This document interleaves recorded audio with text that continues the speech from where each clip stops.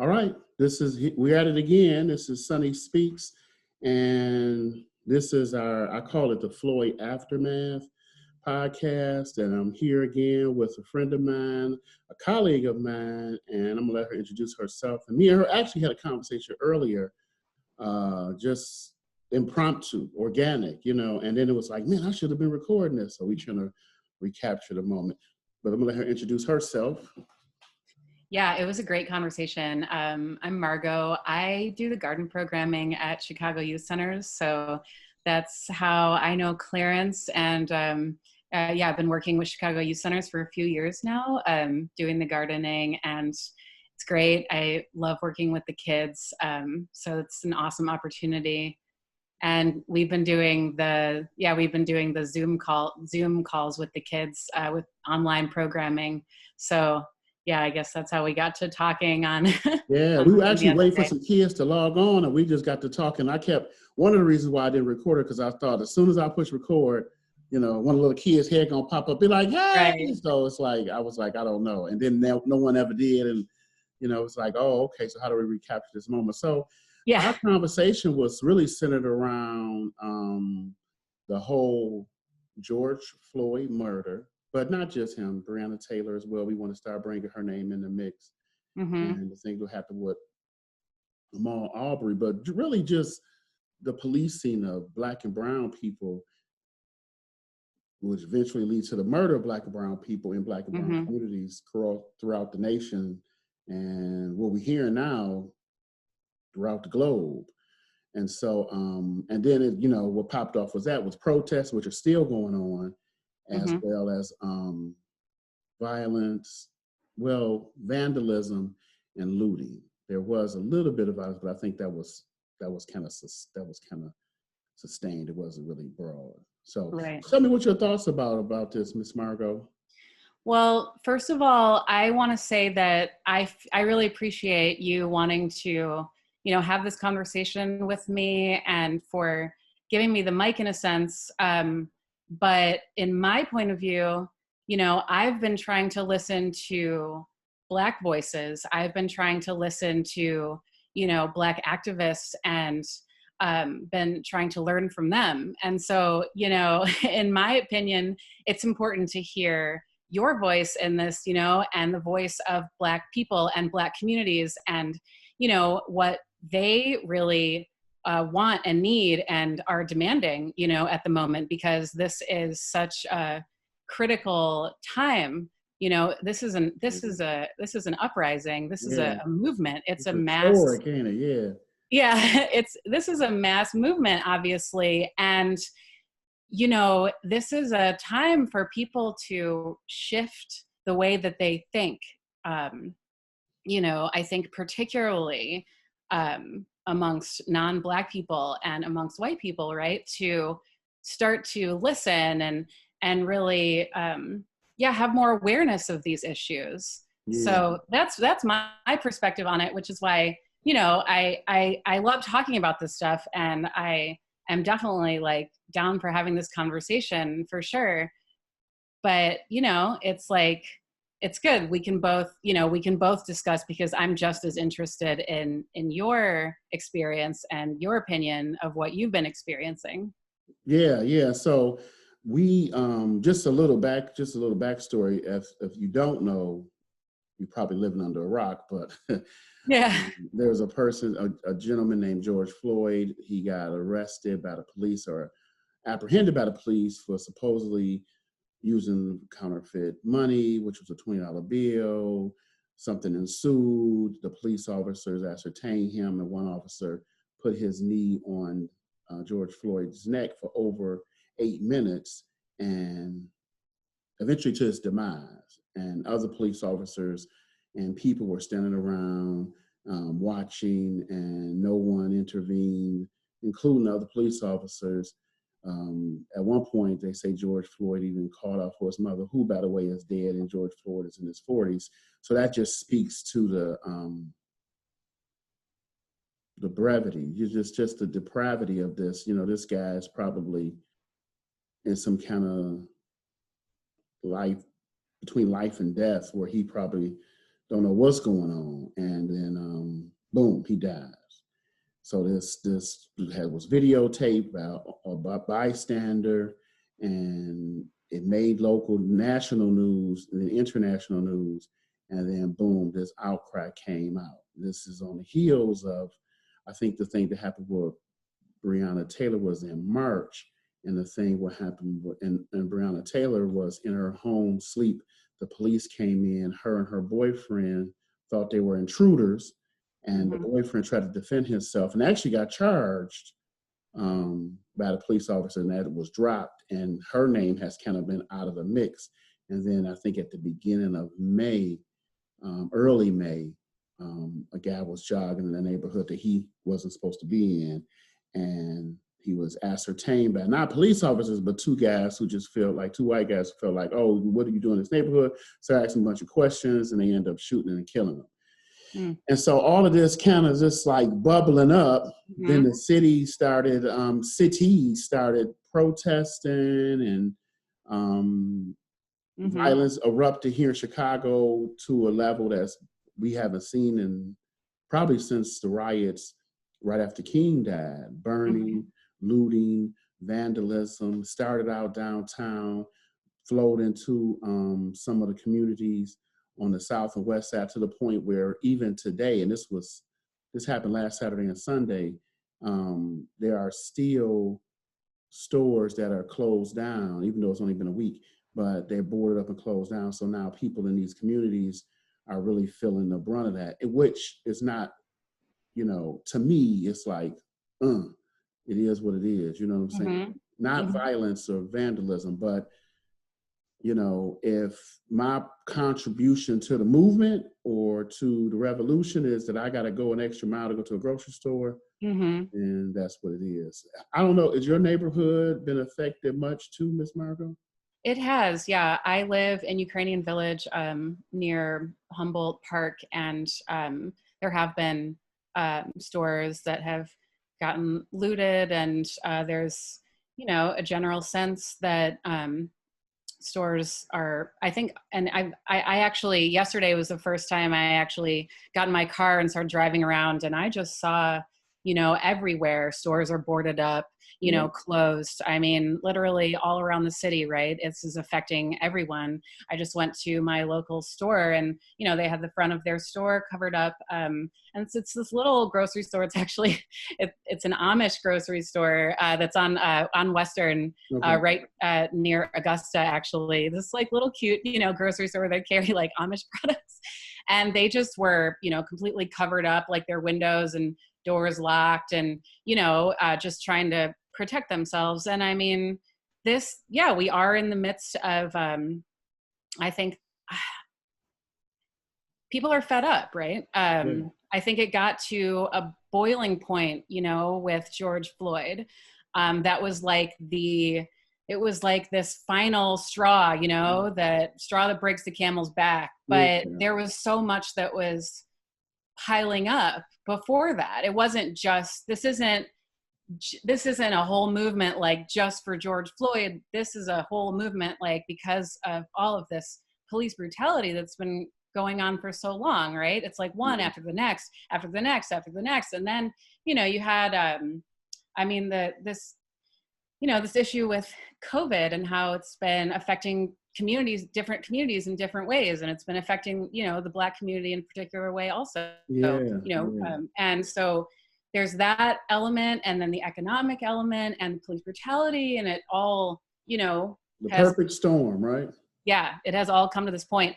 And with George Floyd, it was recorded, it was on tape, it was on video, and people got to see it, people got to hear it, people got to hear what he was saying, how he like called out for his mother, the humanity that was, and just the horrendous, like it was like just a perfect example for people to see like how terrible this situation is, and I mean, I cannot blame people for being outraged. I can't blame people for being, really pissed off about what's going on. That's everybody's getting pissed off seeing that. So You know, I think that's the reality right now. people don't mind people being pissed off as long as they do it in the ways that they respect. You know what I'm saying? So, which is ironic. You can get mad, but you can't get mad in ways in which I don't want you to get mad or disrespect or disrupt my life, which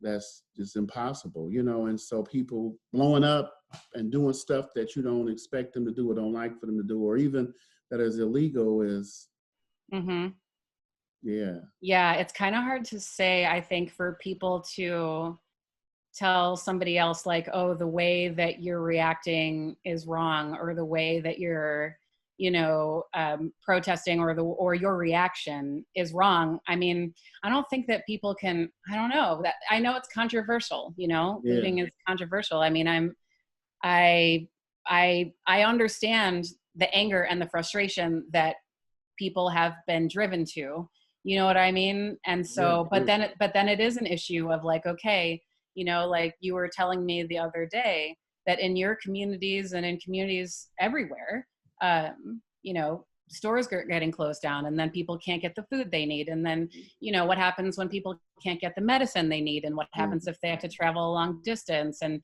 what if they have the support for that? What if they don't have the support for that? So it can like look many different ways. And like you said, maybe this is just a time where, you know, okay, like you got to accept the consequences of, you know, of the, you know, of the situation. And I don't know. I mean, it's, I feel lucky. I honestly, I do, that I, you know, that, I mean, I can get on my bike and bike anywhere. I can get in my car and drive anywhere. But, you know, I mean, not everybody has, that's true. People have different abilities, you know, to be able to do that. Yeah, and that's the part that's unfortunate. It's just that, you know, and I know that trying to manage somebody's anger or trauma is virtually difficult. Right. Yesterday I was listening to the NPR, maybe it was a couple of days ago, and a guy who is a police officer was just telling his story about how him and his brother, well, around they were about 14 or 15 in New York, got arrested for like loitering or something. They took him to jail, and then they took him like to this little room, and they thought they were going to release him. And the guy said that they just repeatedly kicked him in the groin, just to the point where the guy, he said, I passed out. Oh, man. And me and my brother didn't even tell it sounded like they didn't tell their mother, and then they realized that they were, you know, there was blood in their urine for weeks. And he was like, well, if this continues, we're going to have to tell our mother what happened. So obviously they kept it from her. But if you a 16-year-old boy or a man or a woman who've had these kind of experience with the police, if you didn't tell your mother, you probably didn't file charges. You probably didn't go up to the police department and complain or say, hey, I want to start a protest against this. I'm going to write a letter. You probably just buried it, you know, probably feeling like you were voiceless and nobody's going to listen to you. And maybe we shouldn't have been there anyways. And in some ways, maybe we deserved it. But then when this other stuff starts happening, I know it has to trigger something in you. It has to trigger like this unresolved, this anger, this trauma. And that's what I think we're seeing. People who have had very bad dealings with law enforcement. Right. You know, and now it's like, here it go again. Like you say, that proverbial straw that broke that back, that tipping point. And it's like, why not? You know, we living in lawless times anyway. So if I break a couple windows and get arrested and go to jail, I don't know what people's mindset is, but I know that people are dealing with a lot of trauma when it comes to the police. And then on top of that, like you said, COVID, we've been in the house for 2-3 months. People are saying we can't go anywhere. There are people who don't believe that COVID is real. I'm not one of them, but you add that to the mix. It was just like the perfect storm for this to blow up in our face. And that's what we saw. And I'm actually glad that it hasn't been worse. That's why I really don't emphasize the violence as much as I emphasize vandalism, looting, and protesting, because I don't think they're like, this guy was like, were you were outside, were you scared? I didn't get a sense of threat, you know, when I was I wasn't looting, but I was watching people loot in broad daylight, just going into the stores, running out with stuff, and I was like, this is crazy, you know. And I didn't feel like, oh, any minute they're gonna turn on, you know, just regular people and be like, hey, we're gonna beat you up too. Because it seemed to be directed at an establishments and, as people say, communities And people always say, well, you're tearing up your own community. But, when you live in a community that you can't get a job, and we know what's up with banks, they've been redlining and treating African Americans. And this is documented, a book called The Color of Law, I think it's called, about, redlining and the GI Bill and stuff like that. I mean, so, we kind of occupied, I don't know if this is our community, because we kind of just live here, and the situations, the stuff that happen, they just happen to us, so. Yeah, there's so much I can say about that. I was at the big protest last weekend, last Saturday. I was downtown. I was there. It started at 2, and it went throughout the night. Right, people stayed throughout the night. Well, I left around 5, because I know I've done, a lot of activism and a lot of protesting in the past. I used to do a lot more. And I'm back at it now, of course. I know that protests always get crazier at night. It's just a thing that happens. Like, that people start getting more upset, and then the cops get more upset, and then it just gets, more fiery, and that's just a pattern. And I knew that I just knew that I didn't want to be there for that, because I've done that in the past in different ways. And so I honestly did not see this level.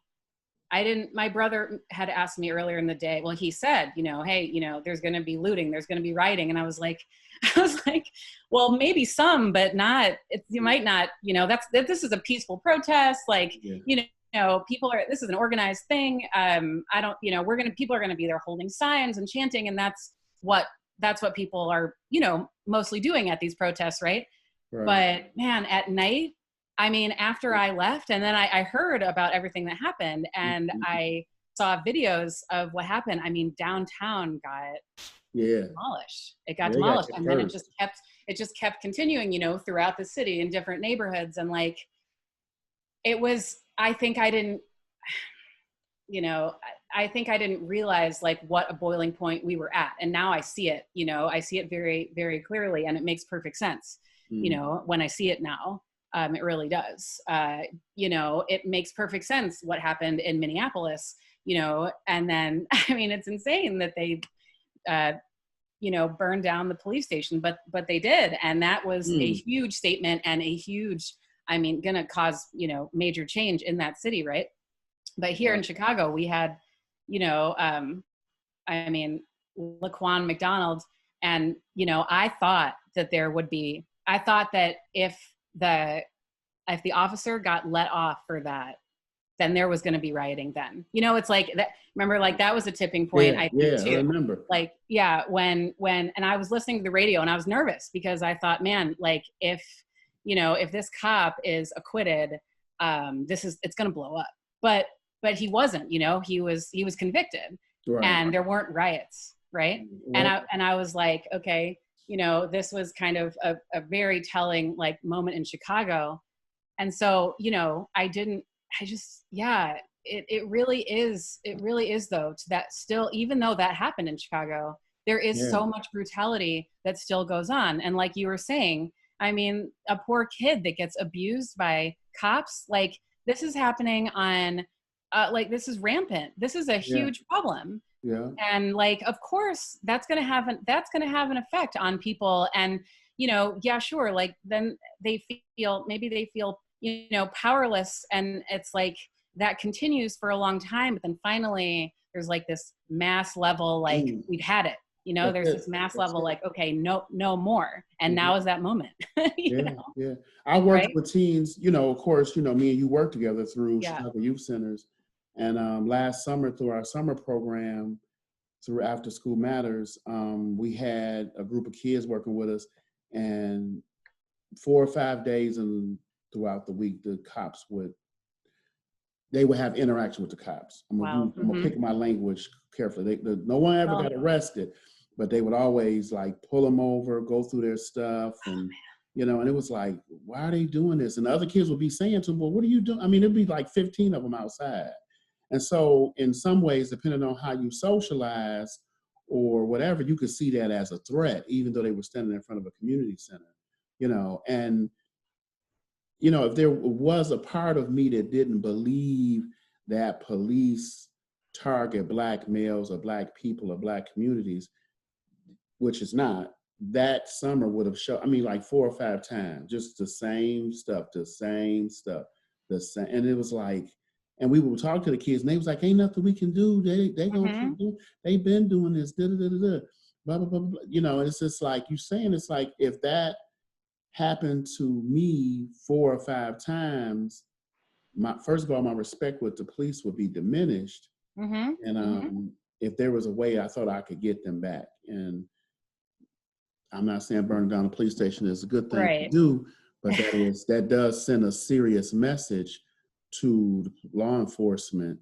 Right. Once you've crossed that line with them, where you clearly not protecting and serving, you violating and dehumanizing, and we paying for it.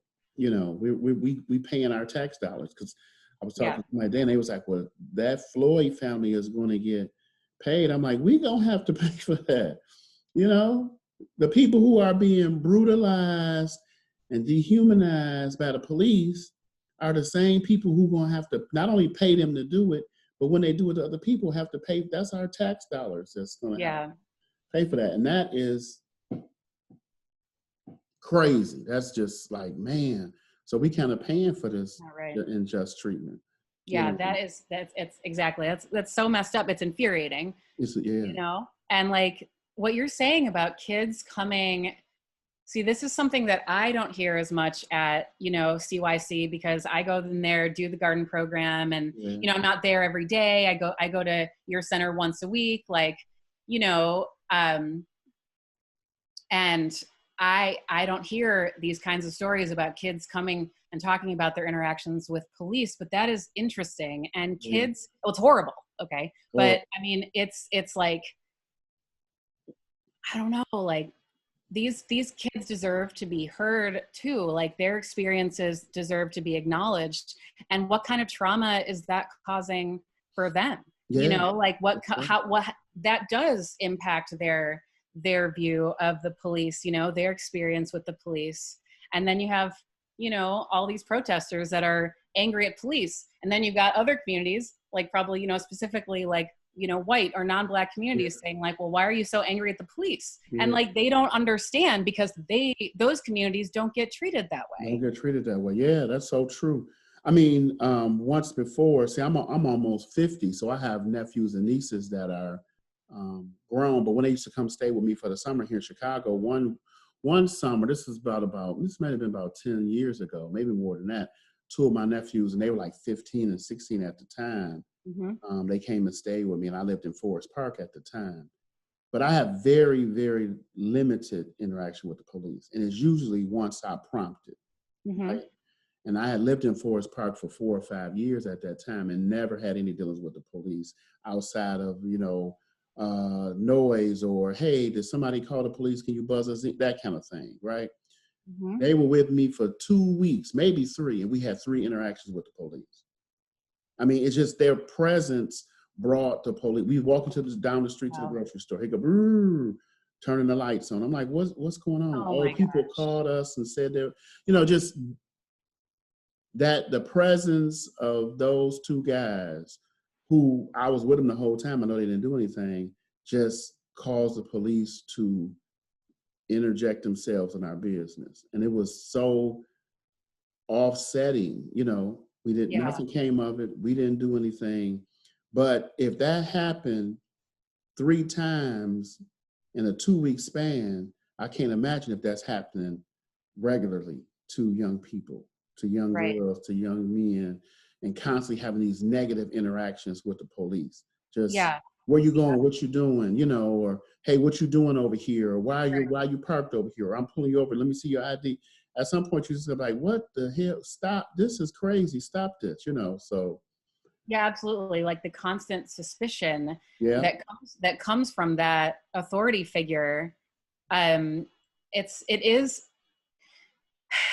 And that, I think it turns into a situation, right, where the presence of the cops can sometimes cause more insecurity in a neighborhood than security. Because if they're coming in there, you know, acting that way, how are they protecting and serving communities? Are they making those communities, it's like they're threatening.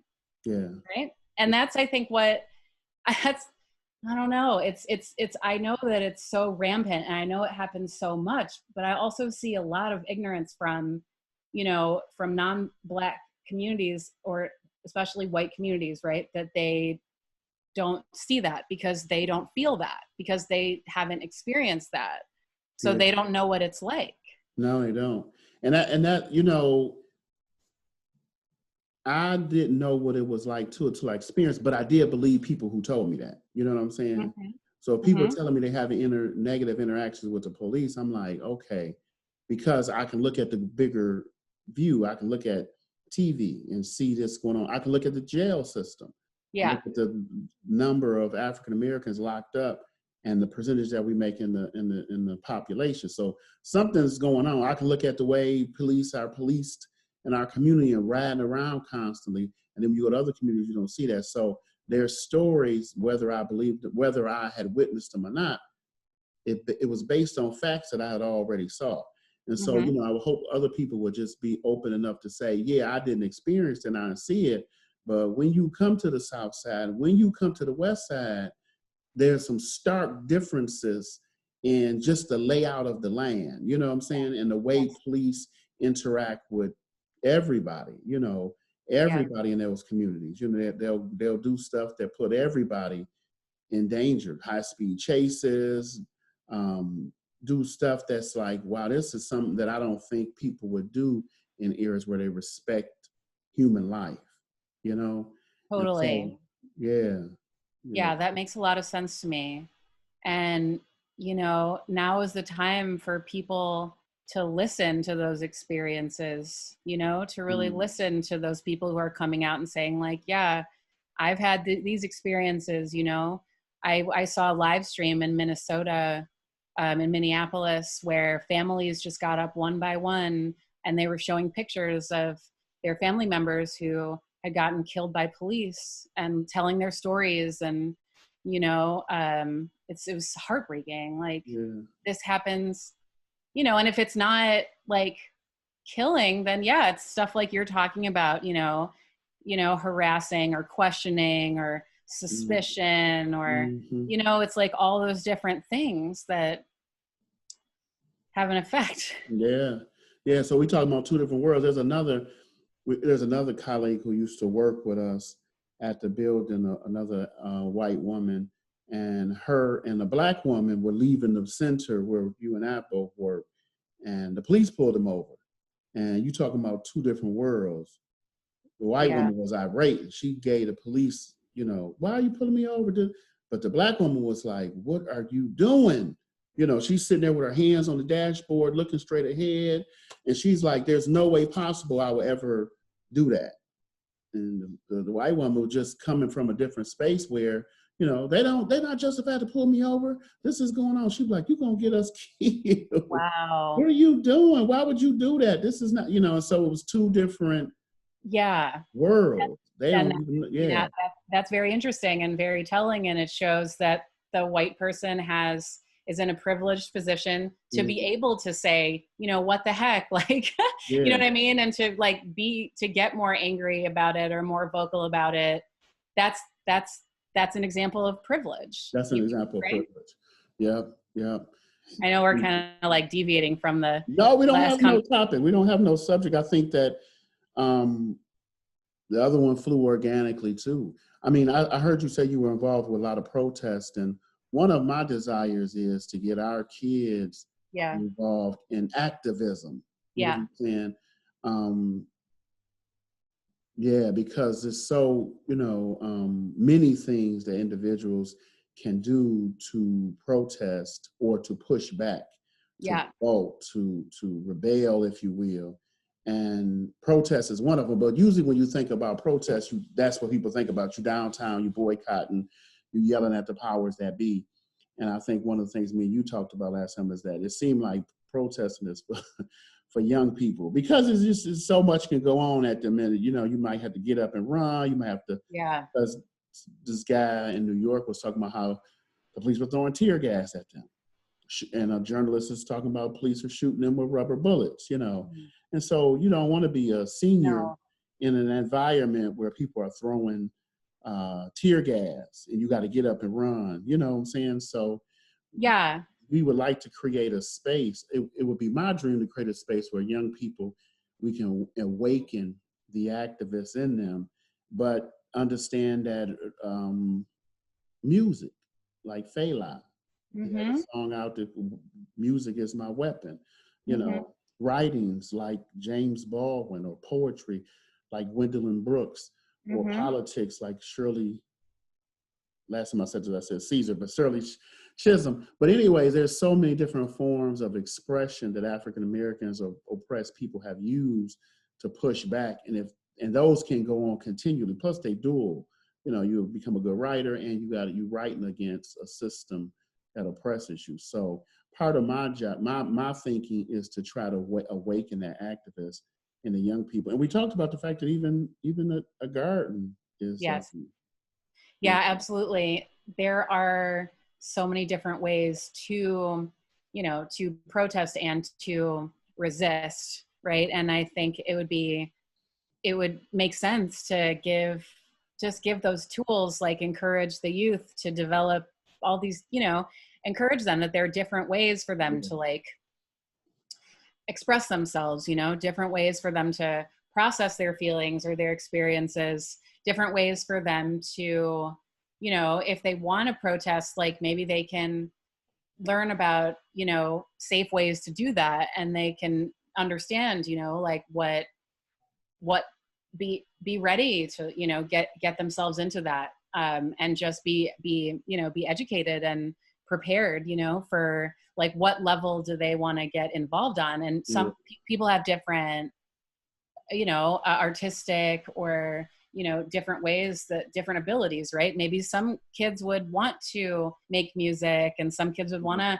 make art and other kids want to write, you know? And so it's like, depends on their, you know, their personality or, you know, their own strengths. And yeah, gardening, I mean, you know, and I appreciate how you said that gardening is a revolutionary act, because that's why I do this work, right? I want to teach kids how to be able to grow their own food, because especially now, as we can see, like this situation creates, you know, food insecurity. And if people can't go to the store near them, what are they going to do? And I know it's kind of, you know, it's you know, it's complex, and especially sometimes urban, you know, growing there's challenges, but just to, you know, for them to have that, to know that they have those skills and to have that confidence that they can, you know, plant a tomato plant if they want, they can plant a cucumber plant if they want to, you know, it's like that confidence building aspect also, and just giving them tools, I think. Yeah, just how, I mean, it would be so powerful right now, like you said, especially now with grocery stores in our communities closed, if we had gardens, you know what I'm saying? So we could be like, well, okay, but they're going to be out for 2 weeks, but we got 6 or 7 gardens in our community that we've had. We can go get cabbage, we can go get vegetables, we can go get fruit, we can get things, or we've had them and we've jarred them and put them away. And so now if the grocery store decides to stop serving us, even if they're for legitimate reasons, we're not going to starve, you know. We're self-sustaining because we've learned how to garden. That's a revolutionary tool. It takes the power away from these corporations who can say, well, you know, okay, well, we closing this jewel, y'all burn it down, we closing it, you know what I'm saying? And then now it'd be like, well, close it, you know, and go. Being able to take that power back, you know, and being able to like, just have that ability to take care of ourselves, right?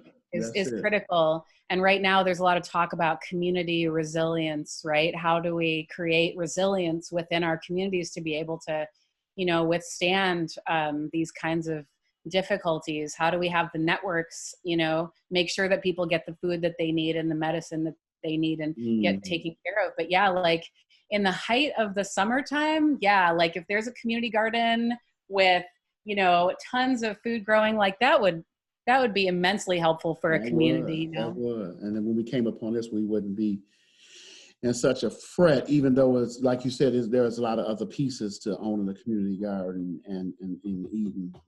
We probably couldn't feed a whole nation, but I mean, it definitely could make a difference.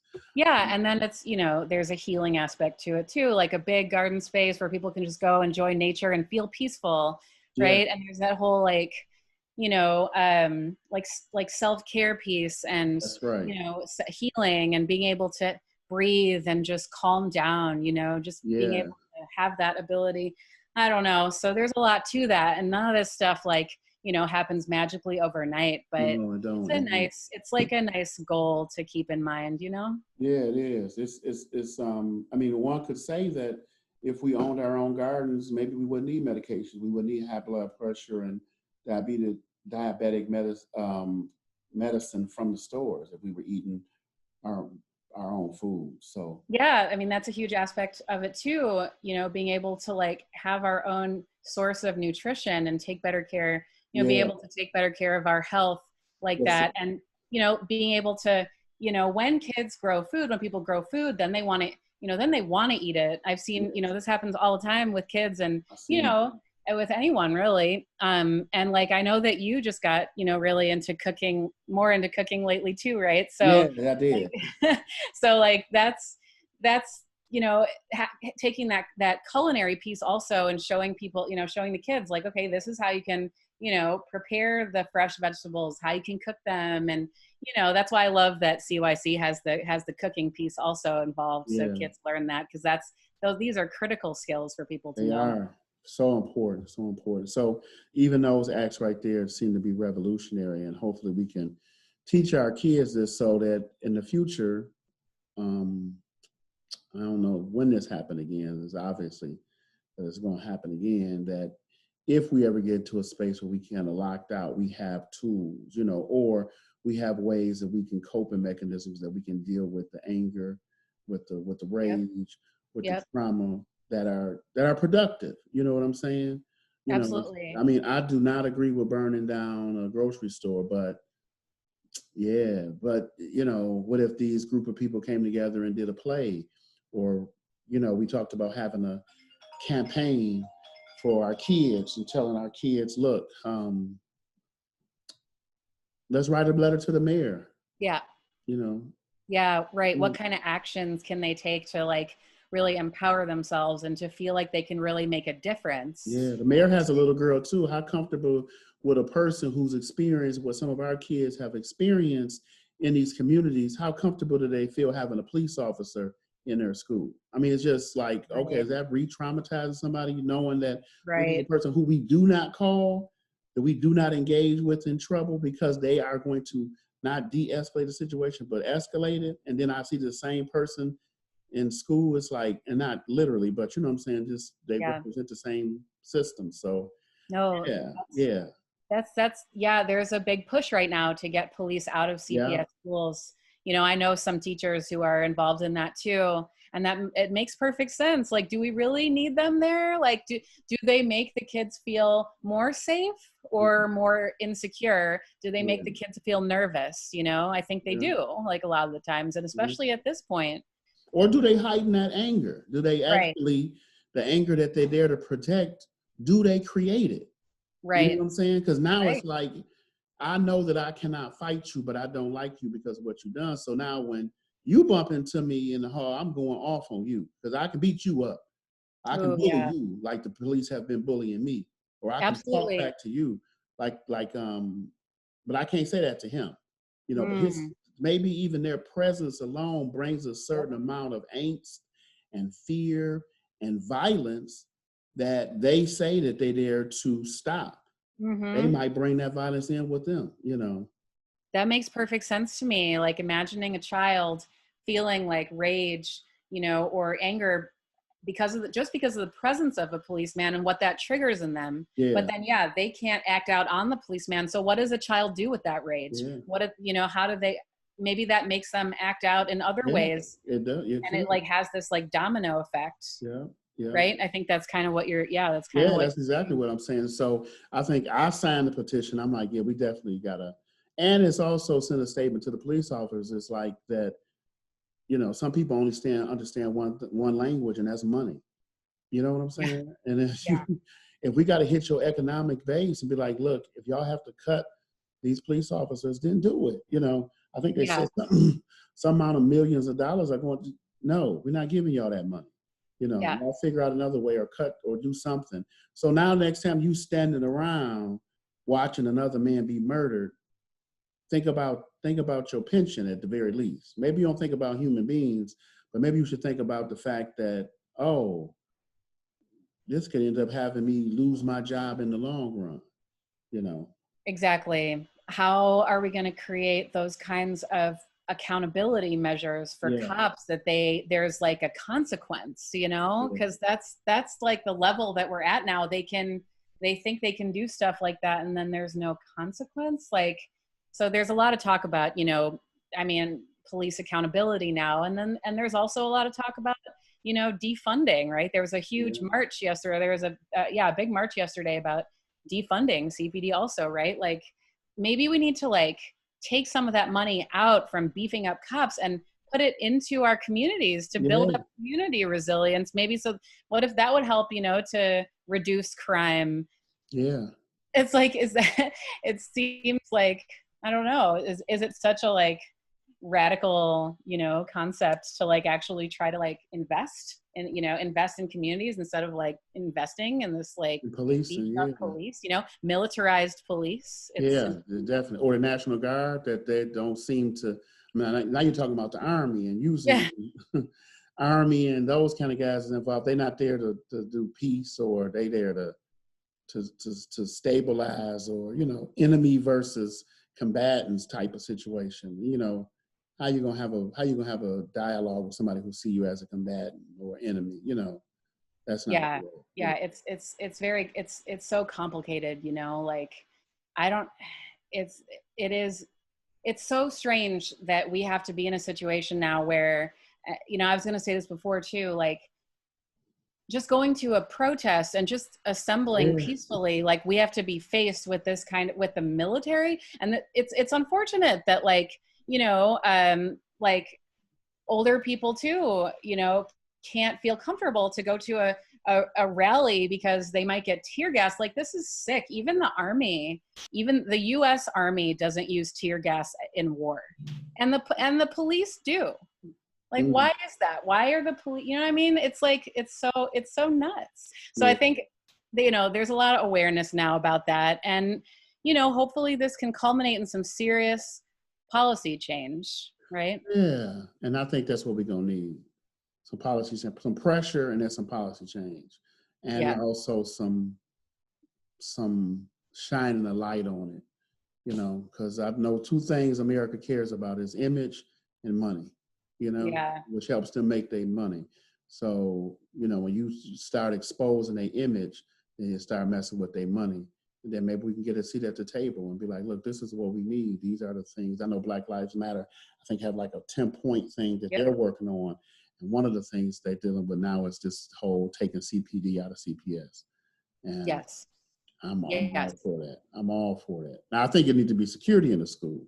I think they need some measures to deal with stuff that get out of control, but maybe not the same people who just are tyrants in our community. So, you know, I mean, our children are not like violent, like, you know what I mean? They're kids. Like, you don't need a cop in there, like regulate, you know, children need support. They need, you know, if there's an issue, they need, you know, they need a counselor, like they need, you know, a support network, like that they don't need to be treated like they're a criminal. That's gonna like, you know, how is that gonna affect them in the long run? So I agree with you 100%, you know, like we do not need cops in schools. That is totally unnecessary. Yeah, at least, I mean, I do believe that school can go there.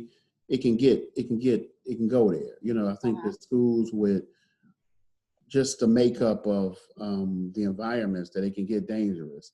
However, again, I think that there should be some people who trained in de-escalation. Right, exactly. They're not called in only when it's time to, okay, you know, it's a person that's there all the time. The kids know them. They have a relationship, whether it's good or bad, with students. And that way it's like, okay, this is a part of the person, is a part of our community here. that is going to help us de-escalate the situation. Not their presence in itself just brings us sense of yeah. Yeah, that makes perfect sense to have like a team that would help with de-escalation. And I think there's a lot of talk about that too, with like, can we create those kinds of teams, within our communities, right? Like, do we really need to, how much do we actually need to depend, like on police, like, throughout communities? What if people are trained? There's actually, de-escalation teams. So this, it creates, this whole situation is, I think, creating like an interesting, like it's getting a lot of people to think, like, how can we handle our problems in different ways that don't depend on like an officer with a gun? Yeah. Restorative justice is one of the things right. that one of my friends is working on. And I know they do it in some schools, peer counseling, restorative justice, so that you can restore people back to the community. They don't become outcasts forever. But it still deals with, it gets to the heart of the matter, and then creates avenues for individuals to be reunited with the greater community. So. Yeah. Yeah. Absolutely. I love the idea of, empowering our kids, to be able to, handle situations better, and, to be able to like manage, just like manage themselves and their peers, and, just giving them these tools to help them. And I think it's amazing, like to, if we can, I'm sure this is going to make, cause some kind of shifting in Chicago youth centers. And it would be awesome to see some kind of programming evolve, to empower kids more in this way with like a social justice kind of angle. Yeah. That's what I've been thinking about. I wrote a post about it the other day. So figuring out a way to give kids those tools, like you said, to kind of voice their concerns and be preemptive.